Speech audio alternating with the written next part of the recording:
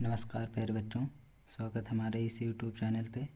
यदि आप चाहते हैं लेसन 9th कंप्लीट कराया जाए तो हम आपके लिए एक वीडियो लेके आए हैं जिसमें 9th लेसन का पूरा लेसन कंप्लीट कराया गया है, जिसमें इसे हम पढ़ना सीखेंगे और इसका अर्थ समझेंगे। इसके साथ साथ क्वेश्चन आंसर करेंगे और वर्ड्स पावर भी समझेंगे। तो चलिए चलते हैं अपने टॉपिक की ओर, जो कि बहुत ही इम्पोर्टेंट होने वाला है। यह वीडियो कक्षा 8 के सभी विद्यार्थियों के लिए बहुत ही इम्पोर्टेंट है।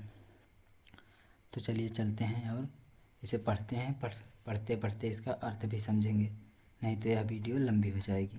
तो चलिए चलते हैं अपने टॉपिक की ओर, जो कि बहुत ही आवश्यक है। तो शुरू करते हैं।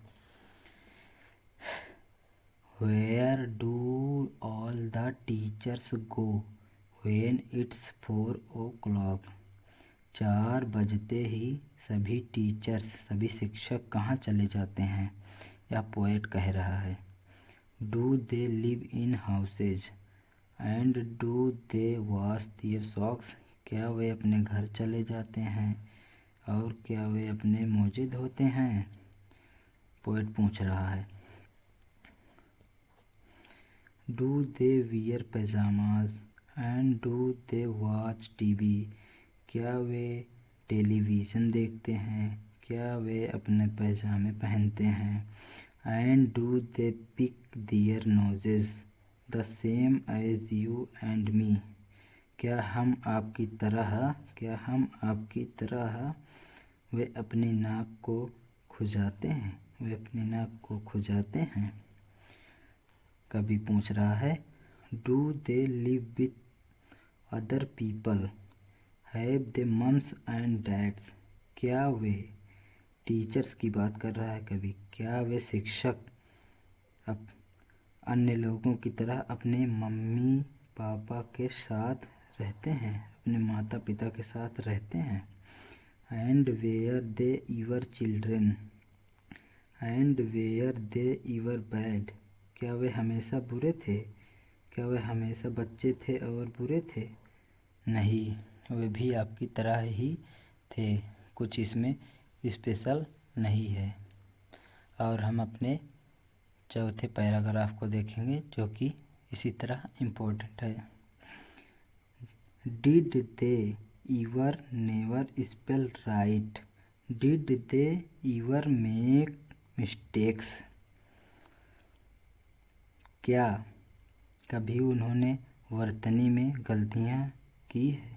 क्या उन्होंने कभी वर्तनी में गलतियाँ की हैं? वर्तनी मतलब स्पेलिंग जो होती हैं, जैसे सैड। आप लोग कभी कभी सैड को इस तरह लिख देते हैं, तो यही हो गई गलती। तो जो टीचर्स बनते हैं हमेशा से तेज़ थोड़ी रहते हैं। जो समय देता है वो शिक्षा में आगे बढ़ता है। आप लोग समय देंगे तो आप भी शिक्षा में आगे बढ़ेंगे, अपने क्लास के टॉपर बनेंगे, आप भी टीचर्स बन जाएंगे इन्हीं इसकी तरह। Were they punished in the corner if they pinched the chocolate flex?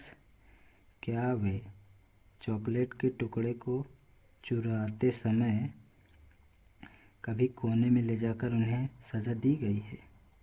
Yes of course, क्यों नहीं दी गई होगी। यदि आप भी चुराते हैं तो आपको भी दी जाती होगी। और यदि वो कभी बच्चे रहे होंगे, ज़रूर ही रहे होंगे। जब बच्चे रहे होंगे तो वो भी शरारती रहे होंगे तो वो भी सज़ा पाते रहे होंगे अपने मम्मी पापा से, टीचर से, सभी से। तो यही बात कभी पूछ रहा है इसमें। तो आगे बढ़ते हैं। Did they ever lose their hymns book? Did they ever lose their human books? Did they ever leave their greens? क्या वे हरे पत्तियों की तरह थे? क्या वे नम्र थे? क्या वे कभी भजन की किताब को खोए हैं? क्या वे कभी धार्मिक, ह्यूमन मतलब धार्मिक या भजन की किताब, धार्मिक ग्रंथ आप भी पढ़ लेना, अनुवाद के लिए अच्छा होगा। क्या वे अपनी धार्मिक किताब को कभी खोए हैं? लॉस मतलब खोना। Did they scribble on the desk tops? क्या वे अपने डेस्क के ऊपर, जैसे आप लोग बैठे हैं बेंच पे, डेस्क पे जो डेस्क होती है ऊपर वाली, उस पर आप ज़रूर ही लिखते होंगे अपना नाम, क्लास, कुछ भी लिखते होंगे। तो वो भी कभी रहे होंगे बच्चे, तो वो भी लिखते रहे होंगे। Did they wear old dirty jeans, तो कभी पूछ रहा है क्या वे कभी पुरानी गंदी जीन्स पहने होंगे, फटी पुरानी गंदी जीन्स। बच्चों में तो सभी लगभग पहनते होंगे, गरीब बच्चे जो हैं जैसे हम आप हैं पहनते ज़रूरी होंगे, पहने होंगे। अब तो नहीं पहनते, बच्चों के पास सभी के पास कपड़े हो जाते हैं, सब कुछ हो गए हैं, अब तो सही है, नहीं तो पहले लोग पहना करते थे। तो हम बढ़ते हैं अपने नए पैराग्राफ की ओर, जो कि बहुत ही इम्पोर्टेंट होने वाला है। I shall follow one back home today, I shall follow one back home today, I shall find out what they do, then I shall put in a poem that they can read to you. I shall follow one back home today, आज मैं उनके घर तक जाऊंगा, उनका पीछा करूंगा। I shall find out what they do, और पता करूंगा कि वे घर जाते हैं और क्या करते हैं। Then I shall put it in a poem, और पता करूंगा तब एक कविता में उसे मैं रखूंगा या लिखूंगा। तब that they can read to you, तो उसे मैं आपके लिए पढ़ के सुनाऊंगा, पढ़ के सुना सकता हूँ, लिखूंगा तो आपके लिए पढ़ के सुना सकता हूँ। कभी इसमें क्या कहना चाह रहा है, सीधा सीधा है, क्या टीचर्स भी कभी बच्चे रहे होंगे, कभी चुराए होंगे चॉकलेट के टुकड़े, कभी बेंच पे लिखे, डेस्क पे के ऊपर लिखे होंगे, कभी वो भी गंदे गंदे जीन्स पहने होंगे, सॉक्स धोए होंगे, क्या सब कुछ किए होंगे? बिल्कुल भाई, यदि वो भी कभी बच्चे रहेंगे सब कुछ किया करते होंगे, यदि अभी भी हैं तो वो अपना कार्य ज़रूर करते होंगे, यदि घर में कोई नहीं है तो हम देख लेते हैं वर्ड्स पावर, न्यू वर्ड्स देख लेते हैं। न्यू वर्ड्स तो आपके लिए बहुत ही ज़रूरी है, इसमें तो भाई पढ़ना बहुत ज़रूरी है अर्थ समझने के लिए। पिंच मतलब चुराना, चॉकलेट का टुकड़ा जो चुरा रहा था। फ्लेक मतलब पपड़ी। हिमन मतलब धार्मिक गीत या धार्मिक बुक, ग्रंथ, कुछ भी। स्क्रिबल मतलब जल्दी कुछ लिखना। तो चलिए देखते हैं अपने क्वेश्चन आंसर को हमने एक नोटबुक में लिख रखा है, आपको समझाने के लिए बहुत आसानी होती है, इसलिए हमने नोटबुक में लिख रखा है। तो बच्चों देख लो अपने क्वेश्चन आंसर को, जो कि बहुत ही आवश्यक है। इसे पढ़ा, इसे आप स्क्रीनशॉट भी ले सकते हैं, ठीक है। Why does the poet want to know where the teachers go at 4 o'clock, 4 बजते ही सभी शिक्षक कहाँ चले जाते हैं? तो यह कभी पता कर रहा था, तो because the teachers are special man for the poet and student, teachers अपने घर चले जाते हैं, इसे तो आप सभी जानते हैं। तो इसमें हम कुछ अलग किए हैं, टीचर्स सभी एक स्पेशल व्यक्ति होते हैं, नॉर्मल व्यक्ति से अलग होते हैं, तो इसे थोड़ा अलग ही रखा जाए भाई। What are the things normal people do that the poet talks about? तो इसमें है normal people lives in house, wash their socks, wear pajamas and watch TV etc. तो यही टीचर्स भी करते हैं। What does he imagine about? तो इसमें पहला क्वेश्चन है where teachers live, टीचर्स कहाँ रहते हैं? Teachers live in house, teachers अपने घर में रहते हैं। दूसरा क्वेश्चन है what they do at home, क्या वे घर पे रहते हैं और क्या करते हैं? तो wash their socks and wear pyjamas etc. तो तीसरा क्वेश्चन है the people with home they live, लोग जो हैं वो कहाँ रहते हैं? People live with mums and dads, किसके साथ रहते हैं? जो लोग हैं अपने मम्मी पापा के साथ रहते हैं। किसके साथ रहते हैं? अपने मम्मी पापा के साथ रहते हैं। तो इसे फिर से दोहरा देते हैं। What they do at home. तो टीचर्स रहते हैं और क्या करते हैं? तो wash their socks and wear pyjamas, TV देखते हैं इत्यादि कार्य करते हैं। The people with home they live.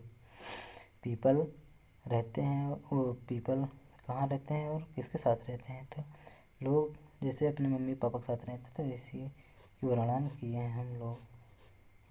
People live with mums and dads. तो आगे देख लेते हैं, जो कि आपके लिए बहुत ही इम्पोर्टेंट होने वाला है। तो देख लेते हैं इसमें का चौथा, जो कि बहुत ही आवश्यक है। Their activities when they were children in schools. Children does spell mistakes and scribble on the desk. एक और है, जो कि चॉकलेट का टुकड़ा चुरा लिया है। इसमें क्या कह रहा है? बच्चे स्कूल में रह कर के क्या क्या क्रियाकलापें करते हैं? तो बच्चे डेस्क की टॉप पे लिखा करते हैं, स्क्रिबल करते हैं और गलतियाँ करते हैं वर्तनी में। तो हम अपने चौथे क्वेश्चन को देख लेते हैं। Why does the poet wonder if teachers also do things that other people do. तो हम इसे समझ लेते हैं। कवि कैसे चकित हो जाता है यदि शिक्षक हमेशा या सभी things that other people do. Poet कैसे चकित होता है? जैसे नॉर्मल व्यक्ति कार्य करते हैं वैसे ही शिक्षक करते हैं, तो इसीलिए चकित होता है। तो इसे लिखते हैं और समझते हैं। बिकॉज ही लिव्स देम, इधर लिव्स होगा, थोड़ा गलती हो गई है, अब समझ लेना। Lives, because he lives them as a special perfect being who are different from normal people.